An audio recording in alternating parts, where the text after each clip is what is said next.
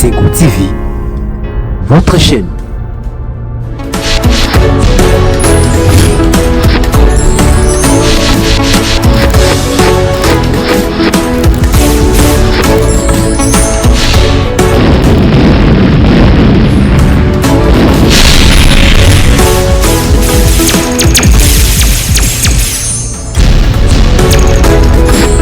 Esengo TV, une chaîne pas comme les autres.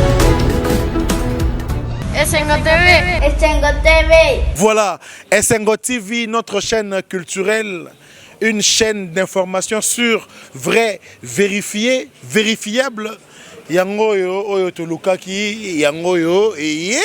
Esengo TV, abonnez-vous massivement parce que vous recevrez Babiloko ya solo titre.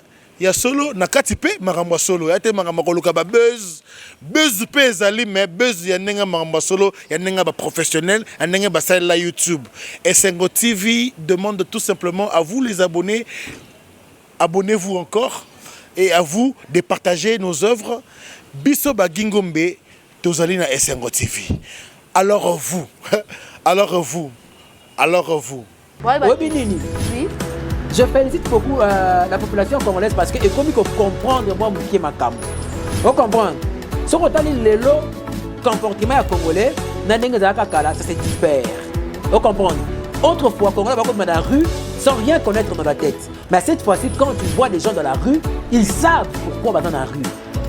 Bah déconfiner bah école pour que ma paix sa bana, ma certificat d'études primaires gratuitement, sans rien dans la tête. Ma paix sa bana. Ça va diplôme sans rien dans la tête. Mais école est en bongo, école est aussi en bongo. 15 000 francs il y a des affaires, mais 15 000 francs il y a des affaires, c'est une matière mini. Ah, non mais bon depuis quand la oui, pour tout le monde continue à réussir à voyager là-bas à 5, ça $50. On a pas Congo. Et ça c'est comme bon on a doyé pas bon on les a nan. Il y a Congo. Il y a docteur oui mais moi je faut occuper na terrain c'est ba ça la ngono tout na ba. Wana sikoni natikelo balwa oluka bandeko oyo mwana ye atanga ata 2 semaines na ndako aza te. Esengo TV, votre chaîne. Ote bandeko balandi ya Esengo TV de partout bozolanda biso à travers chaîne bino bolingaka mingi chaîne pesa kabino ba nouva kitoko donc chaîne ya na masika te moya bien kitoko makasi lelo toujours na cadre ya émission na bino bolingaka mingi tout ya Kinshasa to eto beta moi lisolo te meza tout ya Kinshasa to beta pe masolo ya Kinshasa moyele ka Kinshasa depuis que balongoli état d'urgence koto yeba ils ont qu'un ni makambo est-ce que makambo ils ont simba mais avant tout koba vraiment na pesi merci na équipe Esengo TV a commencé par mon président mon boss David Nginama Obemba Pembe les fous vainqueurs qui vont vivre donc boss à l'équipe boss c'est ça non polémique qui a na lobby na ka so pe abina l'équipe lobby na yo merci na Victoire Likunde l'innovateur babi yende coordonnateur ya chaîne Esengo TV merci na yo merci na Mitterrand Makiel c'est mon qui préféré magalinga ngatenga na linga na ngai kaka. Même si tu m'en as au Canada, tu peux on est ensemble, les beaux gars, ça produit. Merci na papa Bovi qui est Pembele na Kati Angola. Merci na papa Freddy Kanchama, Molonda Bantou, les États-Unis, Motemangana, Mamel Lise Chibola, moi ça, Pembe. Esengo TV, votre chaîne. Lelo la yami bongo confrère nanga mythe mat mode mon qui préféré. Moko ya ba journaliste ya Esengo TV neto ko beta na moi masolo ya ndenge balongoli état d'urgence na kati mboko na biso mbote mit.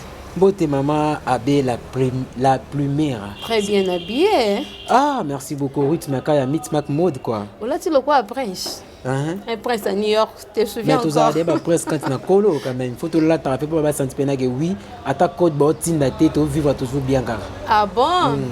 Attaque bateau tinda tête tozo vivre tozo lia kaka yo la kaki miti code après des confinements vraiment ça là on pas comme pas que là déjà va moi que là ne ça là kaka te na lobi ka parce que ba comment on boulait trop que non to lia na ba code na ba comment on boulait que to vivre car na ba code na malheur ça bon te biso to bosser na kin to na kin to vivre na kin donc ba $100 $200 ba tina wana en tout cas ba to musu ba bet la on est temps ba biso ba mitma ko je crois pas Bongo mutu lokola tatima belilingi ya pamba o akabengi ozo $100 ta crédit. Yesu ko batindo $100 ta crédit oboya. Bon wana ko chango ka mega. Na cheka ta mega e sunga ngai na tala bandeko musu ba sa ba buzo na ba internet na tala kaka. Na chaka ta ba vu kaka na ba buzo ba na bango parce qu'on est venu pour recadrer certains journalistes oyo bazo ko dérouter na makambo ya internet parce que nous na lo bango toujours l'émission nga que moi je suis anti insanité. Donc chez moi les insanités ça ne passe pas. Donc sur une insanité dans zone sayo comme il se doit. Net ba journaliste ni oyo e ba na buzo ba na kata internet bio pe ngolu ka sumba kambu ni. Alors basé belé. Basé tellement belé. Belé à makasi. Net nani na. Que le bac na tanga ba ça me sent bien. Je me tanga ba o ça me sent c'est comme si on fou là bango. Sérieux.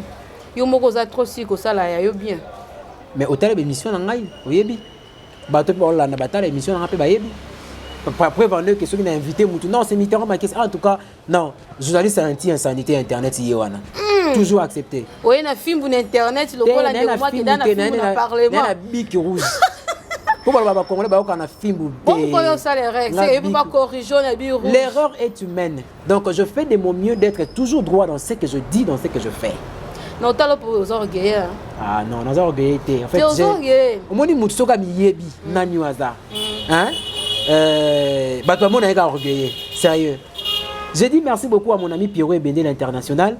Et non, Pierrot Ebene il est à Kinshasa, c'est un ami, c'est un confrère de tout le temps.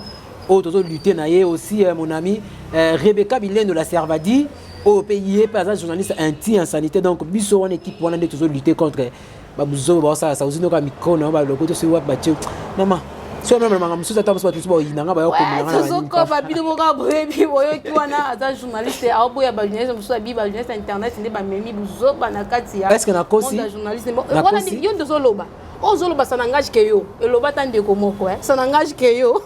Mais quand il pose un journaliste, il m'a c'est pas ça. Est-ce qu'on a posé? On a une dose de internet. Yondo Zoloba. Non, non, réponse c'est question. Merci beaucoup. Je me suis dit à maman, ça fait la fille de son papa. Elle dit qu'on tourne à tourner Sengo TV, tu dis qu'on lande la camamba et Sengo TV de près. Tout ça, on a vraiment, tu bêtes à moi, Solon des Alaka, quand des comités. Et on a un transport au matin de Ah, bon, en fait. Na comment pour éviter trop quand tu as taxi hein normalement on a plus pas moto. Oui, na moto poigne. Oui. Parce que tout bon la maladie, bah plutôt respecter les gestes barrières quoi. C'est là bah on dit bah PC bon, je respecter la. Mais balongo l'état d'urgence. Balongo on a qui? Yo yebité. Hein? Yo yebité na za quoi apprendre yo. Kolongo lango bah mso zone dimama mso zo boyango, on ne sait pas dans ces pays les choses mais ce que nega ndenge bon bah lingi.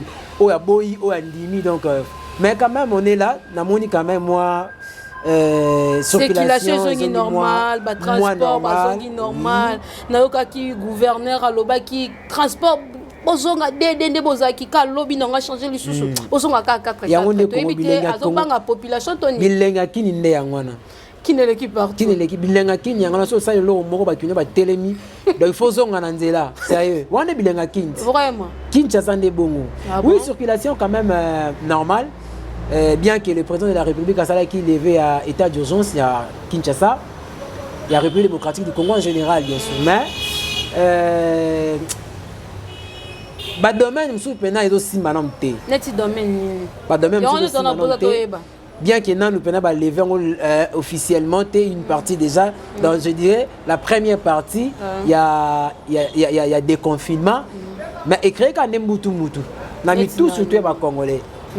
Surtout dans le domaine où d'abord il y a scolarité, école. Pour ne pas d'abord na côté na makambo ba bar, église, ba nini tout ça. Tout côté d'abord makambo étali école, ba classe. Lelo oyo soki totali ba étudiant ba stopaki ba cours na bango. Oui, pour na makambo il y a confinement, coronavirus na Kinshasa. Je le salue en passant Bilara Maloba. Oh, biso coronavirus na biso na Kinshasa la Facebook gratuit quoi. Donc vous n'avez pas droit de voir des images. Donc vous contentez-vous de ce que vous travaillez. Contentez-vous de ce que vous voyez comme des écritures. C'est fini ouais. Tu as vu que et mataki bakangi na coronavirus et mati autant mais en réalité on ne voyait pas les images. jusqu'à présent, je ne sais pas s'il y a besoin de images, il y a bateau, jusqu'à ce que tu commis un niveau que parce que bazo c'est la mort quelque part. Ça c'est quel pays? Nous sommes dans quel pays? Est-ce que Mambolo ba qui monde entier ba Hollanda yo? Je sais ce que je dis. Oh. Monde entier na mission na ngai to kenati na limité. Pardon na des bonhommes je crois. Une famille. Et la fille a déclaré si vous avez besoin de ça, bokoti bo mona ba mission na sala. Papa. Ouais. Monde entier zotala yo hein. Mais nabi que intérêt à monde entier. Je veux craindre ça n'engage pas, nous sommes dans un pays de droit, d'état de droit. Donc je ne suis pas là pour être au-dessus de la loi, mais quand même je respecte la loi et je sais que ce que je suis en train de dire n'a fini moutouté, ne le m'avait pas moutouté, mais je dis ma kambo zanandela, basomie bébé, bon et comment on dit tellement que nous sommes dans un pays où la pauvreté est monnaie courante, on vit dans la pauvreté et une famille on leur propose $2,000, $3,000. Babi kena to so mana biso ka bembe ba pesi to pesa na bango to $3,000 au lieu biso to dépenser na ba morgue na ba nini gouvernement dépenser les biso to na biso donc wana bossa matanga te matanga ko de baboya matanga voilà je salue vraiment cette initiative ndenge chef de l'état l'objectif la ndenge en tout cas là je salue parce que to comment qui na ba but trop le respect des morts ça n'existait plus ici au Congo précisément à Kinshasa parce que si quelqu'un a koufi avec quelqu'un qu'on devrait respecter. Mais au moins, des choses qui se passent, en tout cas, ce n'est pas vraiment bien. Tous on a un problème où il y a des confinements. Première partie des confinements, en ce qui concerne Makambo, il y a une étude dans la République démocratique du Congo. Tu sais que ça a créé beaucoup de problèmes, surtout chez les étudiants. Pourquoi? Les gens qui sont déconfinés à l'université et qui sont non parce que et tu vois, tant que passer la classe, la première session, sur il faut être dans la deuxième session. Les parents doivent encore repayer l'argent. Il faut parce que le gouvernement peut-être maman, qu'est-ce que tu me parles de notre gouvernement?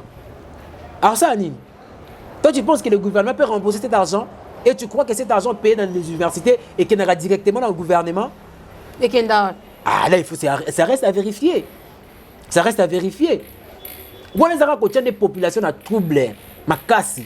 Parce que les maman quand tu te permettez bah étudiant il y a uniquine les tobi biso en Kinshasa université na élastique et ça uniquine bah on coûte ça la session je ne pense pas yeb ça siko bah on peut pas la lisusu mais bon na août na qui UNICEF atindi ba cash na ba masque ba na ba se protéger pour pas que kozwa cours.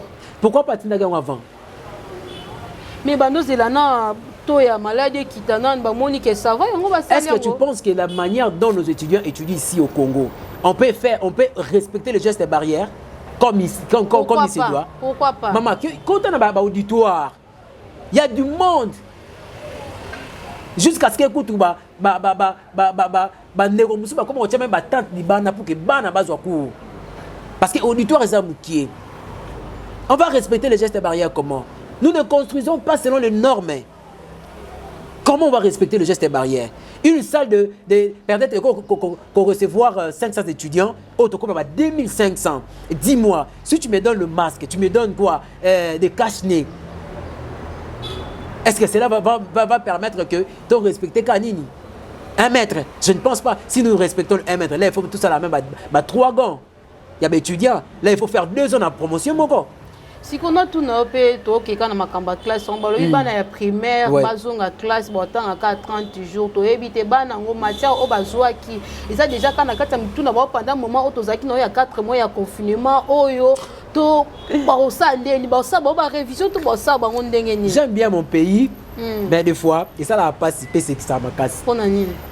Bandeko peut-être bazali banda bazora temps pendant la chaîne MSO locale à té. Balinga ba mona ce qui s'est passé. Dans ma enseignement primaire, même secondaire, à Kinshasa. Ça passait dans une chaîne de télévision, dans 2 chaînes de télévision ici à Kinshasa.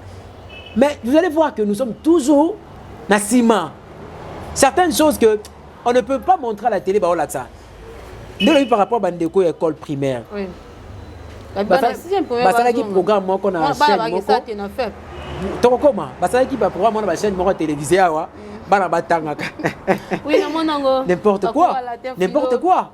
bon que nous la sondage na bandaku c'est combien ya bana oyo bino botangi site à travers le média local ceux qui bazui et comment vous donnez les devoirs, comment est-ce que vous corrigez les devoirs, comment vous comptez ces enfants là, c'est de n'importe quoi, sérieux. S'il a fallu faire autre chose par rapport à Banawana, il a fallu aller encore plus loin. Il a fallu aller plus loin pour que Bana batanga normalement. Je ne pense pas que ces enfants-là, depuis qu'ils battent court, batanga normalement et régulièrement, même à la maison. Je ne pense pas. C'est tout un moment où il y a confinement. Je ne pense, est-ce que les parents, qui peuvent temps, il y a Kolanda là-bas. Parents qui peuvent monter le confinement. C'est tout le monde qui se plaint. C'est tout le monde qui se plaint que non, nzala. Toi, tu penses qu'un parent qui a faim, hein, peut prendre son temps, il y a Kokokotang, ça moi pendant le confinement? Je ne pense pas. Papa, maman, tu vis un miracle en Zambie à la Congo. Sérieux. Tu vis un miracle en Zambie parce que si réellement nous, ces pays étaient atteints par ce virus corona Covid-19, maman, na keka musika tena finga na chango te to ka basa na chango te malembe quand même ici na bangalie ma commune mususu malembe kuna non je dis par rapport à quoi exact bato oyo baza na chango sotali plus ba artiste sotali plus bato ba yebani ba uti na chango ne fou là liziba pour dire que là il y a un monde, il y a la population pour la chango.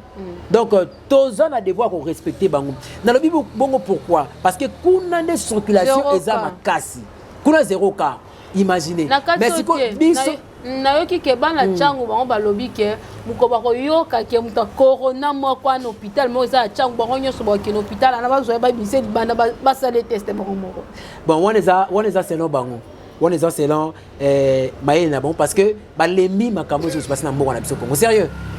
Soki na lobi chango pourquoi? Parce que population de makasi izana chango.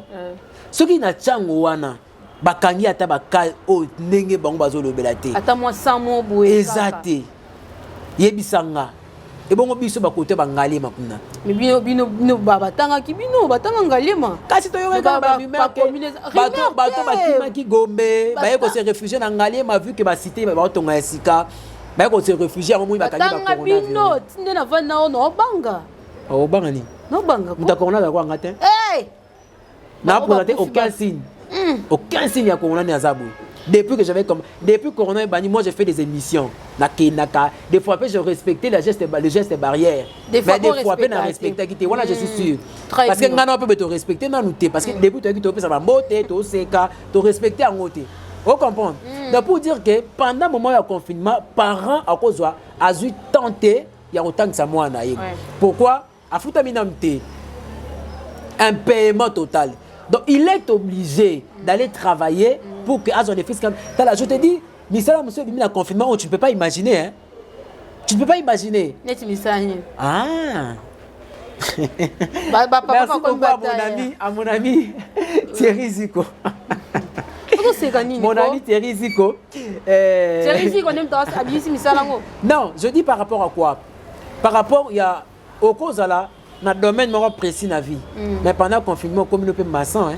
Oh, sérieux. Réussite manga bongo yo na confinement oyo komi nani papa balobi okoza appel docteur mais na confinement komi maçon, komi pe musicien. Yo komi nano comment talent? Wana tozo réponse ici ma. Problème oyo ya bana classe. Et au sunga bisoté, sérieux. Et sungi pe banate. Pour moi je dirais que ba déconfiner ba école pour que ba pesa bana ba certificat d'études primaires gratuitement sans rien dans la tête. Ba pesa bana ba pesa bango ba diplôme sans rien dans la tête. Mais ba école c'est ngambongo, ba école ezo singa mbongo. 15 000 francs ya tena fait bazo singa. Mais 15 000 francs ya tena fait bazo singa bana bazu matière nini. Pendant 2 semaines, pendant temps où il y a confinement, il y a matière nini au bapesma. Tous on attend. Na faire référence à la prévision des matières. Tu vas prendre la matière au bana ba raté. On appelle très capital surtout la matière où la que moi n'inga que les tests. Parce que bana bazo ka notion préliminaire juste au début. Hein? Ba kota il pena au fin fonté ya makambwango ya ba nini. Mais aujourd'hui, bah lever état d'urgence, bah il faut pas quota, bah qui nous ça été na fait, n'habiter na 2 semaines au bah fait ban. Est-ce que les enfants seront en mesure de maîtriser toutes les matières? Ça c'est rendre les enfants pour surcharger bana. Sérieux. Tozo ko bakaka émitterant. To ki na lo mo président alongoli état d'urgence mais docteur Muyembe alobi tozonga pona nini asepela na biso na ndeto zaki état d'urgence ngo to ba futa bien pendant ces temps là. Il faut y ba tant que tu as état d'urgence ba médecin ba futa maté ba na ko futa maté mais le docteur Muyembe ba futa maki a futa makati lelo. Oui, équipe né à riposte ba futa oh dégâts ba futa mité 4 mois na yo équipe à riposte ba futa mité mais yi a futa maka. Il y a un réclamé que tous ont en état d'urgence, tandis que le dollar est comme à la 20 000 ça n'engage que lui. Pourquoi il veut que tous ont en état d'urgence? Parce que makambo ya ko mataka il y a coronavirus. En tout cas, biso pena to lembi yango. Ba kinoa to lembi to ne ba kinoa to vivre na taux du jour. Taux du jour, maman. Ngasu na limité na damete. Mais hier sur la limité à Olia, il a un compte bancaire. Vous comprenez? C'est quoi? Il y a un confinement. Et puis mon kondi mboka, moto ya yamboka Congo, il a décrété que le secteur boué, état d'urgence levé. Vous, tellement que vous voyez vos intérêts, vous le papa. Mais il faut nous laisser respirer. Il faut nous laisser respirer. C'est pas le seul docteur, maman. C'est pas le seul docteur. Pour abimisa qui s'y a coronavirus na Madagascar. Docteur Jérôme. Il est où à présent? Il est où là? Jusque là. Où en sommes-nous avec ces messieurs-là? C'est un Congolais. On devait faire en sorte que nous va produire un épée et comme un petit peuple si réellement le coronavirus était ici dans notre pays. Vous comprenez? Papa Molière. Il a un défi. Un défi, mon temps, c'était dans nos chaînes ici. On a suivi ça de partout. Dans Abima.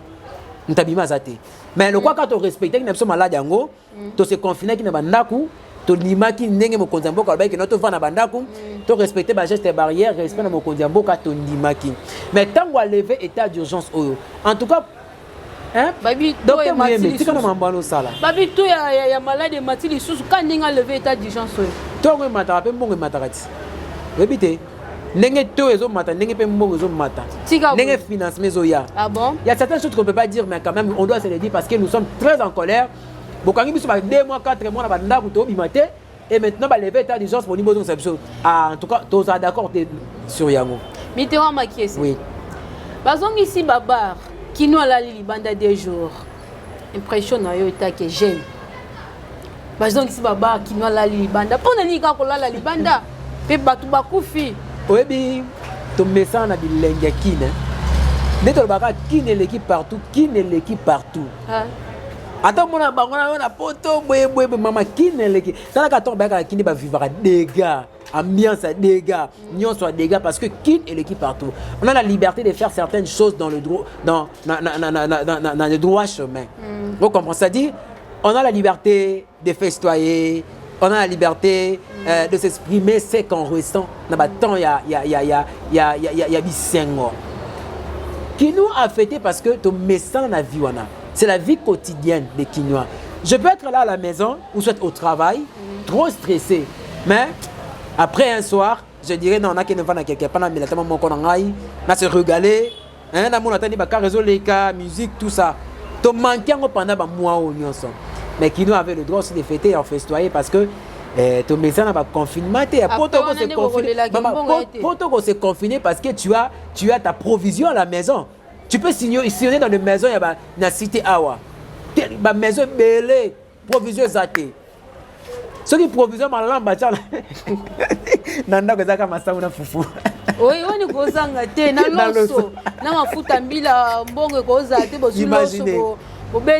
Imaginez. Hein? Mais toi, tu es là chez toi, montant à poto, avec dans le congélateur, il y a ceci, il y a cela, ceci, cela. Je ne peux pas travailler pendant 2 mois, mais j'ai ma provision, j'ai mon compte bancaire. Bon, on te paye aussi. Hein? On te paye aussi. Quand même, tu es en confinement. Mais on te paye. Société belé kangami. T'as là, victime. Pour ne pas dire que la compagnie sous le papa va venir ça la télé. Même si confinement après confinement, on va vous appeler. Après, voilà, non, voilà, vu ça, vous êtes renvoyé et tout ça pour pas payer des comptes finaux à Bango. C'est une affaire, je te dis.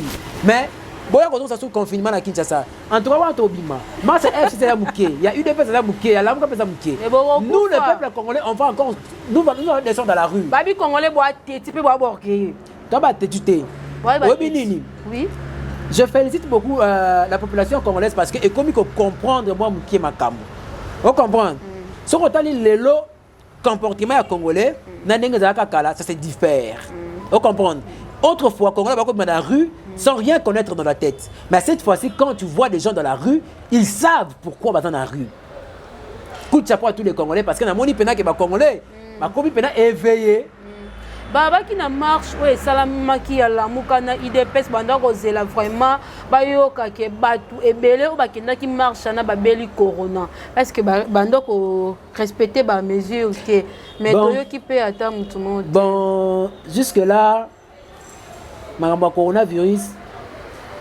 nde eko perturber makambo na mbongo na biso Congo et perturber beaucoup de choses moi je te dis quand on va marche sauter mais avant ma marche ouais il y a des gens qui se réunissaient quand on a matanga au lobby qui est dans la morgue qui est dans la cimetière bien qu'on limitait le nombre mais les bandes cimetière wana là où ma famille maintenant se réunir coroner ça l'a quitté coroner c'est manifesté quitté à combien plus forte coûte on va marcher dans quelques heures maman corona na mboka na biso yo apparemment corona on a barré de bus na ba bibem na ba morgue ezala distrait ezala distrait ezala endetté so que kinda ko penda ba tu wapi ouais faut te docteur Muyembe mbote nango papa docteur Muyembe papa avec beaucoup de respect que je vous dois vraiment toi na besoin to ba corona to ko zaro wapi babi na barré de bus na ba morgue babi paraît que na cinquantaine ba tcha ba ton quarantaine na qui pour les quarantaine sona ke botanga quarantaine na habité ce que non ba ko tcha en quarantaine parce que pour ceux qui ont taux élevé à fièvre ba docteur ba lobia wa tu peux avoir la fièvre de 40 degrés. Oui. Tu peux présenter des signes, oh peut-être que cause on a coronavirus, mais en réalité ce n'est pas coronavirus. On a présenté une mission na fièvre 40. Na 6 mission na kebo 40. On a bien dans l'hôpital té. Bon karanga.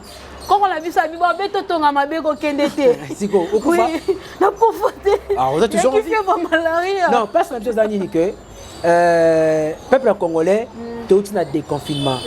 Déconfinement quand il y a dur labeur. Il n'y a pas si makasi. Pour manger, pour se retrouver, c'est quelque chose de très difficile pour l'amour à Congo. Ne pas déconfiner Kinshasa, en tout cas, merci beaucoup à président Fati pour cette première partie de déconfinement à Kinshasa. Mais ma belle, il n'y a pas ces qui va régulariser certaines choses en ce qui concerne ma cambia étudiant. Hein? En ce qui concerne ma cambia. Si ça ne dépendait que de moi, si ça ne dépendait que de moi, en tout cas, nous allons déclarer ta année blanche. Pour que les enfants étudient normalement. Bon, si on bon, mes parents va foutre qui avant. Mais reconnu en l'année prochaine, on a des reçus. Lorsque vous payez l'argent, vous avez des reçus, non? Hein? Mais l'État doit faire tout pour que bandima. Yo le bien à qui ne l'équipe partout. Tout est possible dans Congo na biso, tout est possible. Par rapport à nos olobake, bana ba récupérer bon dans l'année prochaine, ba rejoindre au panani. Bah, bêta bangoté. Na récupérer la sens nini. Oui, parce que moi je me reçu. Oui. Quand je paie, je me reçu. Ça dépend, ça marche. Ça dépend, il y a organisation, il y a gouvernement, il y a biso. Surtout ministère, il y a enseignement. Il y a enseignement primaire et secondaire et université. Ouais. Je crois là c'est le ministre Willy Bakonga. Willy Bakonga n'a dit que c'est un monsieur Oyo. Attends, l'objectif est bien. Là, je vois à côté de lui, mais c'est Dodé Lokando. Hein? Les promoteurs. Non, Dodé Lokando, c'est mon vieux. C'est mon vieux de tout le temps. Les promoteurs, il y a l'école Ngolo, tout dans le Congo. Dodé Lokando. En tout cas, merci beaucoup à vous, monsieur Dodé. Donc, on doit s'organiser. On doit vraiment s'organiser. Pour que notre pays puisse avancer, on doit s'organiser. Dans d'autres pays, Nathalie qui m'a image sur Facebook, tu sais que ça là. C'est ça la session dans le stade de Marty. On est où là? Sérieux, on est où? Nous sommes où? Dans notre pays. Donc, s'il faut, les étudiants, moi je peux comprendre. Les étudiants, je peux comprendre parce que étudier à l'université, ce n'est pas comme au secondaire, ce n'est pas comme au primaire. Tu vois? Je peux être là, je peux suivre mes cours en ligne, je peux être là, je peux avoir mes syllabus. Je peux étudier, et directement je fais la session. Ouais. Tu vois, ça peut marcher. Mais, bana secondaire, humanité, primaire, c'est très rare qu'un enfant, pendant les vacances, a fouillé, a feuilleté, a caillé. Comme parents, comme le système à côté là-bas, la télévision, à la chambre, à la descente animée du matin, soir, matin, soir. Je ne sais pas, sur un moment confinement, on va la simbe à cailler.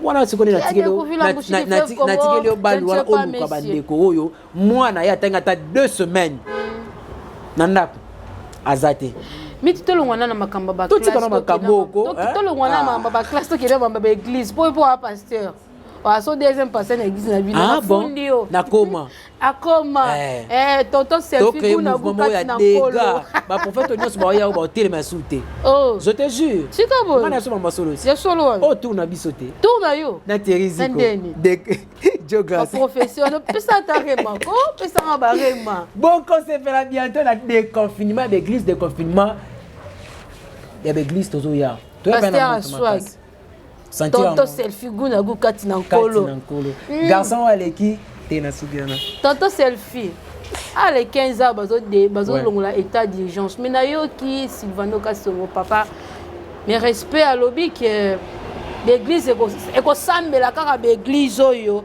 l'état yebi l'église l'état yebi netika ka abwa kisi ba église misusu ba église quand vous parlez na église l'état yebi on fait allusion à quoi?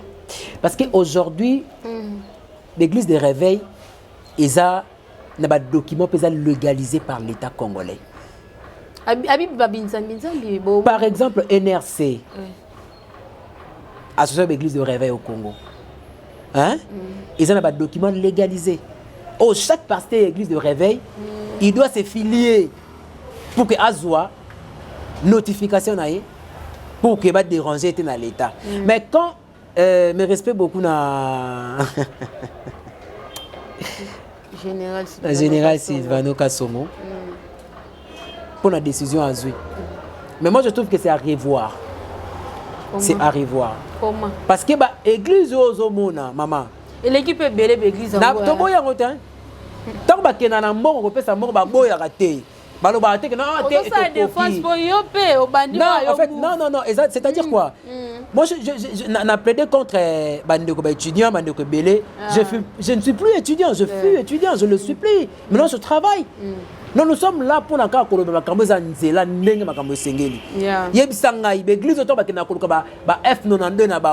niveau à l'État. Mais on paye de l'argent. Ce n'est pas gratuitement. Lorsque vous avez un ordre, on paye de l'argent. Et les pasteurs souffrent. Pasteur, petit peuple, ne fût-ce que un document pour que l'État dérange. Mais aujourd'hui, par rapport à l'église de réveil, les bars au Bafongo. Vous savez qu'est-ce qui se passe dans des bars aujourd'hui? Donc vous acceptez que non, ma camabé c'est pas ça en bar, n'importe quoi, mais pour quelle raison? Oui, Tokoba. Moi je te dis, pardon, il faut tout au départ, la religion ou la culture africaine, c'est une culture biblique. Pourquoi je dis ça? Si vous remarquez la façon dont la culture africaine est tu as un respect, il y a une valeur humaine. Tu as un respect à la valeur humaine. Mais, c'est pour ça que je te dis, biso na Congo, toi Congo c'est un Nzambe. Congo peut prier en défaut d'église de réveil. Oh, église de réveil n'est pas Kambuti. Église au bango ba boulaka wana que non, yango des église kaka yango ne kaka église. Net église nini yo yebi yango. Na yebi te. Kasi église bango ba tangi za légalisé dans l'état. Net église. Yo ne me te poser la question église légalisée dans l'état. Kasi te yo yebi yango. Avant que ngana bango yo yebi bango liboso na nga. Na yebi te. Parce que yo ne me te prépare ki yango. Na yebi te. Oui, église yango te. C'est on faut ça recherche malam. Il faut ça recherche malam. Mais l'église l'église il y a catholique. Ah, il y a une église n'est légalisée par l'État. Mais biso misusu wana l'État reconnaître biso te babito mema peming na kata ko. L'État est bibiso. Non. L'État est bibiso. Sérieux. L'État est bibiso parce que tous ans ba notification à l'État aussi ba l'équipe ba ça ba contrôle na bango to misa mikanda voilà ça. C'est tous ans à travers affiliation na biso il y a NRC, il y a Nino yo. Ça peut me belé. bazui bafongoli babar avant l'église. Bato lobby trop, babi diable aza makasi na Congo, c'est que Satan envoûta qui président de la République, pas bimisaka atika a longola na état d'urgence ka baba raison à l'église etika la na osima. Pour yo le quoi futur prophète, yo mo mi benga da tonto, selfie guna gu katina nkolo futur prophète. Ezani Satan na mtatele makitoka ka, ezana ka. Na mona makanisi mama bena katina makasi. Mais Sakola papa. Non, on a prêt au sakola pour dans la paix ça va vraiment. Prophète swag. Toya. Il y a besoin d'aller malé. Merci beaucoup. Tourna les kaki. En tout cas, je dirais par rapport à Makambo et au Bafongoli Babar Liboso, mais habité c'était avec quel esprit? C'était avec quelle motivation? Au Basaleli Yango. Mais moi je dirais, s'il a fallu qu'on déconfine Kinshasa totalement, il a fallu le faire. C'est pas seulement à l'église que Batouadara très confiné, c'est pas seulement à l'église que Batouné Barozoa maladie facilement. Je ne pense pas. Donc cette maladie se transmet par-ci, par-là, partout là où je suis. Et c'est quand on entend là. Et qui copie ça ngape nanini et na cause malade. Hein? L'église coûte peut-être tu qu'on respecter les gestes barrières. Mais na barre na barre sur talent c'est contre la terre. Na barre je ne pense pas qu'on tire 1 mètre, je ne pense pas. Mutu pas moi espace nika. Netto moi babar les la kin. Et comme on a couloir. Ce qu'on a couloir na mutu on dit même bagarre 2 personnes. Na kata ba boîte. Na kata ba boîte. Étouffement pas possible. Donc c'est quand mutu éternuer tiens, malade na exubinance posana. Attends, on a 50 mètres de juillet. Vous voyez? Donc pour moi en tout cas avec beaucoup de respect, je sais que notre gouvernement est allé composer dans Batomaye les Makasi au Balekinga Kutu, tu vois. Mais au moins va revoir, sérieux, va revoir. Et ceux qui vont fondre dans l'église, en tout cas, je ne pense pas qu'il y a aucune église ici au Congo où sans pour autant dans la notification il y a l'État congolais. Ceux qui vont aller, je pense que c'est cause à 2%, 3%. Donc laissez-nous respirer calmement et tranquillement, nous les églises du Congo. Ce n'est pas seulement que ce sont les offrandes, les offres vivre à pasteur. Ce sont seulement les dîmes, les offres vivre à pasteur. C'est long. Comment va l'igablo à pasteur? Je ne pense pas. Je ne pense pas. Aujourd'hui, tu verras un pasteur, mais un businessman. Tu ne peux pas imaginer. Un pasteur qui n'a même pas besoin de l'offrande de ses fidèles. Hein? Merci beaucoup à pasteur Robert Yakami qui me suit depuis Kinshasa. Pasteur Paul Tsumou, pasteur Toussaint Maketa qui ne vit même pas. Il y a l'offrande de Ndiminae. Mon pasteur Fiche qui là-bas qui ne vit même pas l'offrande de pasteur Micho Lenga. Aza déjà boss. On a pasteur Manga. Aza déjà boss. Mon pasteur Tchibin Nabandal. Lui, ça lui après ça va $100 à méga. $100 à méga. Ils ont le absolument rien du tout. Et le absolument rien. Merci beaucoup à vous, pasteur Tchibin. Un pasteur Moro Play Makassi. Un pasteur Moro Play. Ce côté est où c'est là. Collègue boss David Ginama on a Play. Bon, il y a boss. Boss Ginama a engagé Batout. Net ils ont engagé. Engagé. Boss à l'équipe à boss Nyon. Il est pas engagé. N'a pas engagé. On sait qui pour Anine. Il y a une polémique. On sait qui pour. Dans le lobby, il y a une polémique. Ça n'engage que moi. D'accord, merci, ça n'engage que toi. Donc je crois qu'il m'a quand confinement. En tout cas, mon conduit à Moka, pas déconfiné qu'à Kinshasa Mobimba. Pas tu respecter quand Abisso va congolais. Juste barrière et on en a bien n'est si va nous casser le lobby to respecter ba geste barrière moi je dans la cache na ngamo na sala ngwata 10 000 dans la tango chaque jour na sala ba taya kalaté boko bunda na ba styliste modéliste ouais styliste boko bunda na ba client pour ba bilamba na bango bo sala lo ba cache na yo kisango yo siko de matière te wana c'est que ya côté na bino te ya koto yo ngamo na eza pa koto c'est ya côté na bino koto kaka sérieux ouais to comment j'étais vraiment vers la fin de notre émission il y a beaucoup le loto ya Kinshasa là je vois Golda Silu moi la maele boss à moi la mukie donc il y a moi la mukie ma boss azat donc à moi mukie moins de 25 ans mais azat déjà boss et si la ngesi ko zali donc ezala yo on est ensemble là je vois encore mon grand frère Evariste Boy sa patience maman ezaka likambu donc ya kalikambu Mais tu trouves que vraiment vers vraiment ya suka ya émission na biso to eloko yelinga mutuka siko ne biso do ye bien ngo dépistage comme $30 so ngo voyager bon on est docteur Muyembe to bon gouvernement voilà mambo kala comment déjà depuis kala non mais bon depuis kala oui tout le monde continue là-bas réussi à voyager là-bas à $550 voilà copa Congo et ça c'est comme bon nan to ye bon on est nan voilà copa Congo il y a docteur Muyembe parce que faut qui tapena na terrain c'est ka ba sala ngono tout na bango est-ce que bon tout est possible à qui na webi il y a possible qui ça na biso na yoka ngombe surtout bito kota ngo po ka boya après wana ba sale loni toi en état de toi après tout ba mso ba na prison hein banani yo ba prison mo za relation ba to ka boss David Ngina mabuda e bana déjà ba la prison oh mutu kuta benga musicien mo kota pena bi anya ke prison bengi te à kota prison te mais moi c'est retrouvé dans la prison pour te dire que état de droit bien sûr mais faut que se réserver hein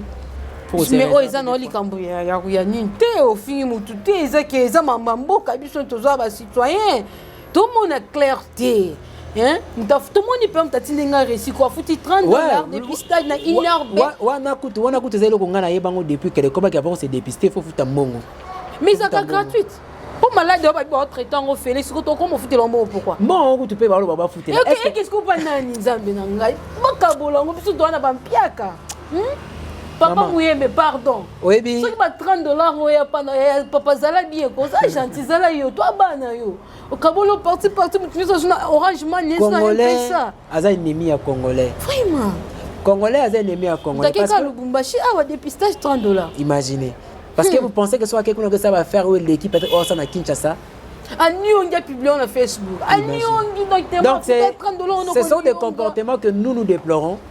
Il y a acte c'est faire dépister. Je dois connaître mon état. D'ailleurs, c'est vous qui avez plus besoin de moi. Obligatoire, mais vous obligez. À tous en fièvre malaria. Tout ça l'émission Ganayo. Il y a enquête. Ouais. Mais tout ça la caméra cachée. Boss David. Léla. Toi ben tout ça l'enquête moi la caméra cachée. Ouais. Nasuika on a essayé de comprendre. Oh, ya comprendre ba moko. Oh, ba ça ma Esengo TV, j'aime bien parce que bon après na lignée. Il y a bateau basala la insanité, c'est bien. Tout notre boss David Ninamao. Asola bien. Oui, asola bien. Nebi Gansangu. Ouais, non, et puis que boss na biso David Nginama mdalinga musane za kitoko. Ouais. Asala ko kandengo lobi ka asala ngo yala ka akokisa ka. Mtabenga ka $100 chaque crédit. Yo tsango miganga tsaka unité donc na et ka Orange la tena ngo crédit donc wana vraiment tokoni na suka ya émission na biso mokola lelo vraiment zaki bon ko sala analyse to solo na par rapport à ne basali lever ya état d'urgence makambo ngo etambola ndeni bino moboyoki donc ndé comité vraiment alors beli na micro ya abe la première année zala kaka mtoko boya ngo zate donc isaka likambo na pesi merci na équipe Esengo TV na mo boss David Ngina ma opemba pembele fumu vainqueur Maki Vovila yende ba kombe belé donc ko bota mwana moko pese 9 bana 9 opesi bango komboka ya mutu moro bon nyeso ka ndoi nanga donc David Ngina ma merci na Ramsi Chimanga merci na Victoire Likunde l'innovateur Nzeta Malili un géant dans l'ombre ya mona na te ko bomona e ezane ka le baluka ke fort baluka ka ene bi ke bomona ba mona e mais abomba manan ba ya iba e merci à Charlène Atoudila. Merci à celui qu'on appelle Papa Freddy Kancham. Yo boire déjà ngana na boagitin.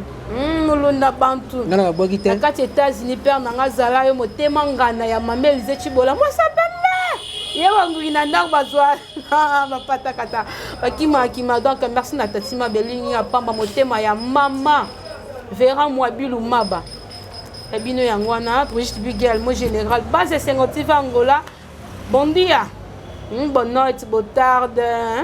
Ça ou ta même morale nazongi et pas ya mitera makese après ça ya zanga mabanga te abwaka mwa libanga na yo batinda $100 atameka en fait mikolo yo na comme un système moko ya boire pena troté ya olsa ni suko ya koloba pour toi de kobwaka ya boire pena on bato na boaki wana bango ne penza ba bureau donc so moni na boaki yo te c'est na baya yo sérieux so abna mutu alokuta grave il y a des gars et puis moi ça na ba journée c'est moi ça là wana bo ko ça bozoba na bino pas chez moi hein sérieux je te dis merci beaucoup à mon ami sacré sanctifié depuis Soudaf hein a bougé Soudaf mi kona banze monnaie il y a des gars merci beaucoup à toi sacré sanctifié na boka sunani boka na okazate ingénieur Peril na Kimbanti Ramsi Chimanga Chris 4 yeah déconfinement yango déjà j'espère qu'on comprendre Ramsi Chimanga Chris 4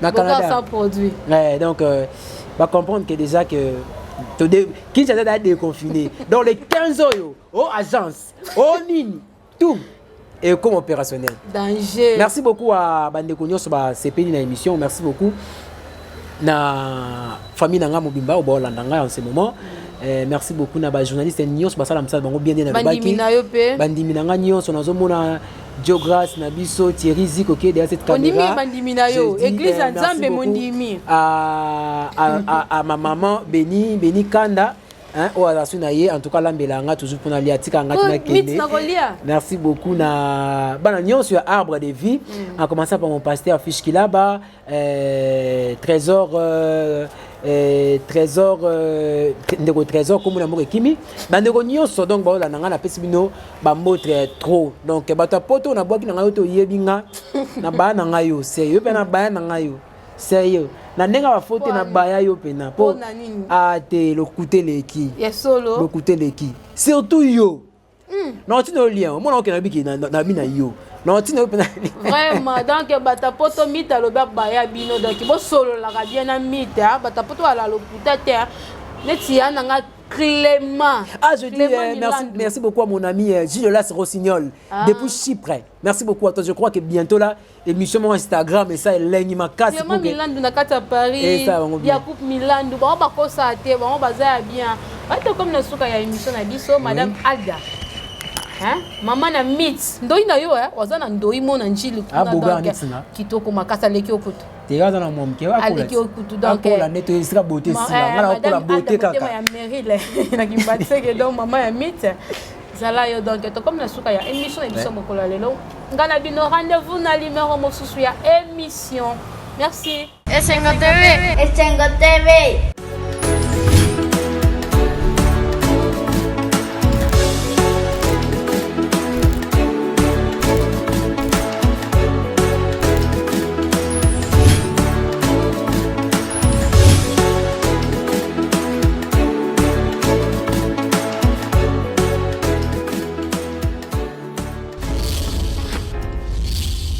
Esengo TV, votre chaîne. Bonjour et bonsoir. Tout dépend de l'heure à laquelle que vous nous captez dans votre émission La religion du cœur ou la religion pure avec votre humble serviteur, le missionnaire David Ekedji Mobato, et dans votre chaîne de télévision Esengo TV. Encore shalom, shalom pour votre émission La religion du cœur ou la religion pure. Pour aujourd'hui, nous allons partager un thème intitulé Les fils d'Abraham. Le fils d'Abraham. Aujourd'hui, Dieu m'a interpellé, il m'a donné un bon message pour le fils d'Abraham. Galates chapitre 3, le verset 7 nous dit, tous qui ont la foi, ils sont fils d'Abraham. Ceux qui ont la foi, si tu as la foi au moment où tu es en train d'écouter cette parole, ce qui va se suivre, c'est pour toi. Et c'est tous qui n'ont pas la foi, ça ne les intéresse pas, c'est pas pour eux. Makambo no lobawa, eza ya batunyon sote, mais eza ya mwana ya Abraham. Kolandisa ma Galates chapitre 3, verset nango 7, bazolo babwe. Baye banso bazana foi. bango wana babengami bana ya Abraham. Ozala mwasi, ozala mobile, ozala théologien, ozala pasteur, ozala nyonso. Ça, c'est pas le problème de Dieu. Le problème de Dieu, c'est qu'ils ont la foi. Ils sont fils d'Abraham. Alors, la foi, c'est quoi? La foi, c'est une ferme assurance de ce qu'on espère. Et ce que nous espérons, nous le déclarons. Nous démontrons aux gens que nous possédons ce que nous avons. Ce que j'espère, j'ai la foi que Dieu va guérir ma nation. Dieu va guérir ma famille. Dieu va guérir mon ministère. Dieu va relever notre économie. Dieu va changer le monde. Ça me pousse à déclarer, à ne pas vivre comme tout le monde. Alors nous allons lire quelque chose dans la Bible, dans la parole de Dieu. Parce que ceux qui ont la foi, ils ont leur manière de vivre. Ils ont leur manière de voir les choses. Nous prenons la Bible, la parole de Dieu. Dans l'évangile de Jean, le chapitre 14, le verset 1, la Bible nous dit: Que votre cœur ne se trouble point. Croyez en Dieu et croyez en moi. Il y a plusieurs demeures dans la maison de mon Père.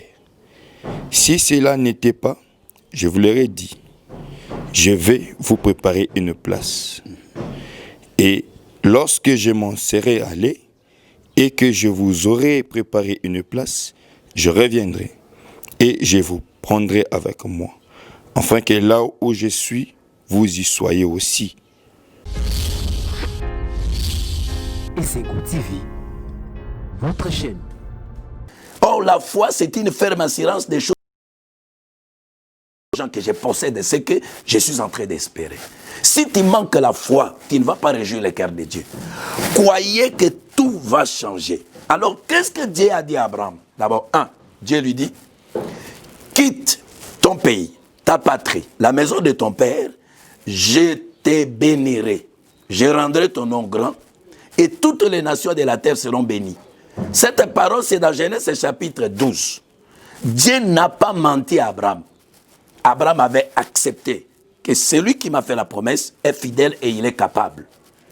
Si vous allez dans le chapitre 24, vous verrez que Dieu avait accompli cette parole. On nous dit dans le chapitre 24 de Genèse, Abraham était devenu vieux, mais il était béni en toutes choses.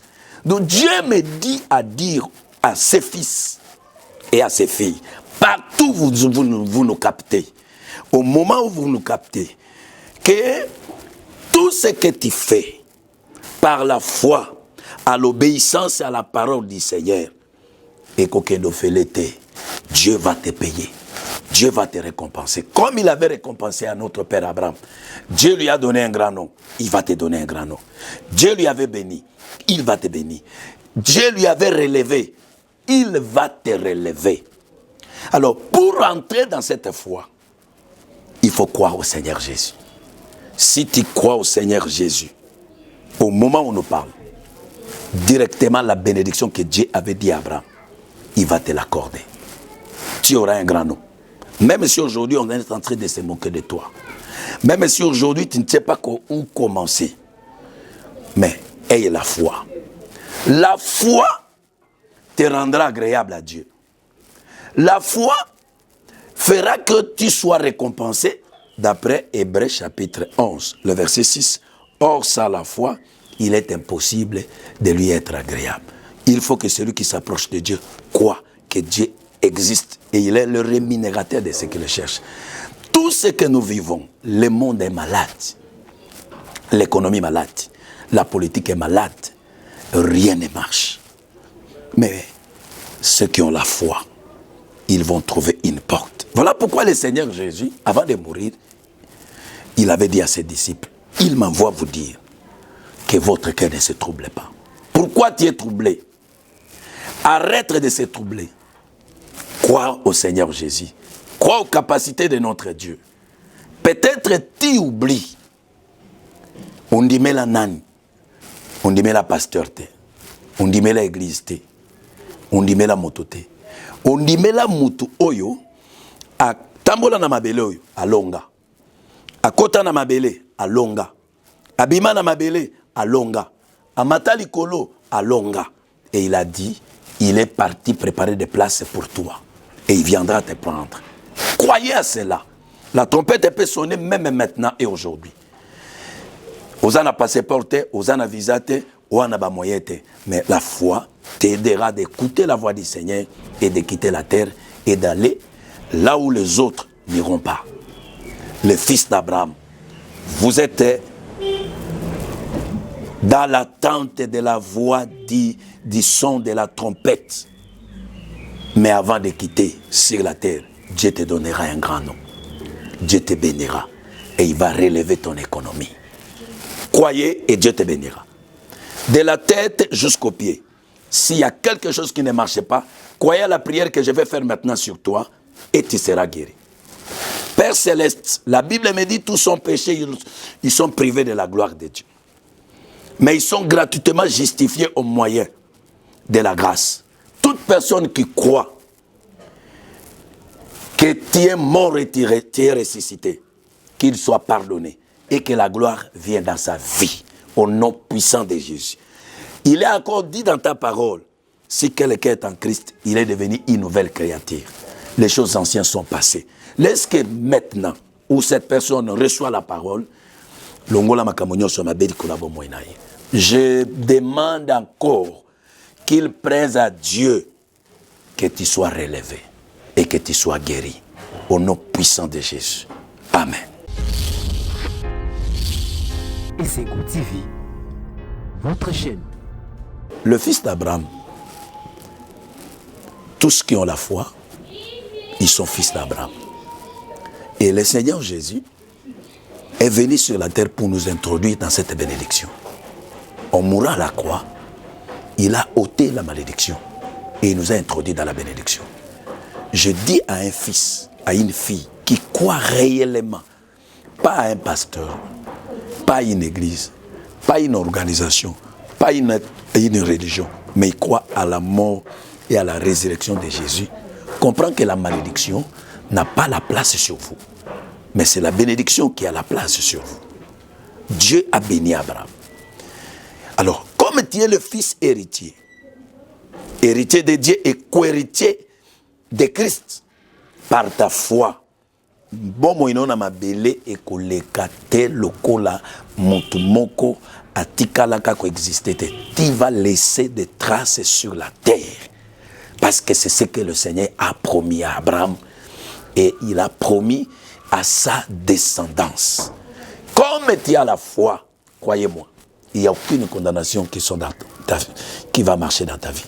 La condamnation du ciel, zéro. La condamnation de la terre, zéro. La condamnation des sous-sols, zéro. Mais ce que je proclame sur toi, c'est la bénédiction. La bénédiction, la guérison et la bonne santé. Au nom puissant de Jésus. Amen. Essengo TV, votre chaîne. Je termine pour vous dire ceci. Si tu as la foi, tu es agréable. Comme tu es agréable, tu marches avec Dieu. Or, celui qui marche avec Dieu, il y a une promesse. Avec Dieu, tu vas faire des exploits et Dieu écrasera les ennemis. Comme tu es agréable par ta foi, sache-le que tu vas progresser et Dieu va écraser les ennemis. L'ennemi qui menace tout le monde ici, il s'appelle, c'est notre ennemi. Cet virus Covid 2019, il va tomber dans ta vie, dans ta famille et dans ta nation. Au nom de Jésus. Amen.